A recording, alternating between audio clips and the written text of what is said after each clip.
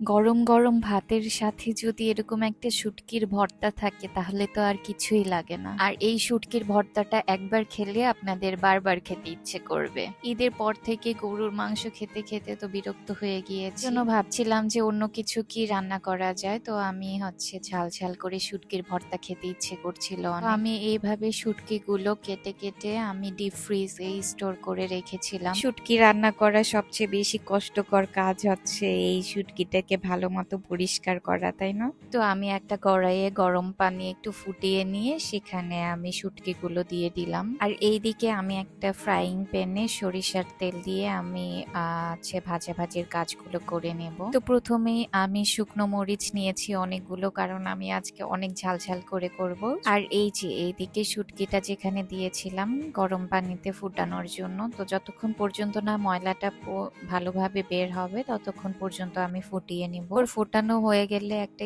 স্ট্রেইনারে আমি ঢেলে দিয়ে আবার ঠান্ডা পানি দিয়ে ভালো মতো পরিষ্কার করে নেব। আমি এই শুটকি ভর্তাটা করার সময় সবকিছু আলাদা আলাদা করে ভেজে নেই, যেমন রসুন আলাদা, পেঁয়াজ আলাদা করে ভাজি, আবার শুকনো মরিচ আলাদা করে ভাজি। একসাথে ভাজলে আমার মনে হয় যে কোনোটা কম ভাজা হয়েছে আবার কোনোটা বেশি ভাজা হয়েছে, এজন্য সবগুলো একদম প্রপারলি এভাবে ব্রাউন কালার করে ভেজে নিয়েছি। তারপরে এই যে আমার শিলপাটা কয়েকদিন আগে আমি নিয়ে এসেছিলাম ঈদের পরে বাসা থেকে শিলপাটাটা, তো আমি আজকে এটাতেই ভর্তাটা বানাবো। প্রথমেই আমি শুকনো মরিচটা পরিমাণ মতো লবণ দিয়ে বেটে নিচ্ছি, তারপর এটাতে একে একে করে রসুন এবং পেঁয়াজটাও বেটে নেব। এইদিকে শুটকিটার পানি ঝরে আসলে সেটাও আমি তেলের মধ্যে ভালো মতো ভেজে নিব ব্রাউন কালার করে। শুটকিটা আমি একটু ক্রিস্পি করে ভেজে নেই, কারণ এটা টেস্টটাই অন্যরকম হয়। তো এই শিলপাটাটাতে আমার জায়গা হচ্ছিল না, যার কারণে যেগুলো বাটা হয়ে গিয়েছে সেগুলো অন্য একটা বাটিতে তুলে নিচ্ছিলাম। এই যে শুটকিটা দেখেন আমি কত ক্রিস্পি করে ব্রাউন কালার করে ভেজে নিয়েছি।